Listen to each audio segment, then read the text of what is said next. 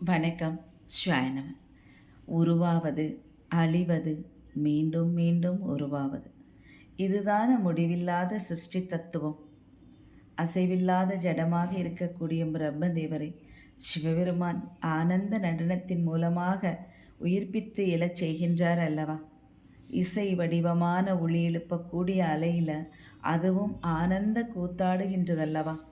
கடைசியிலே ஆடி ஓய்ந்து அடங்கியும் விடுகிறது.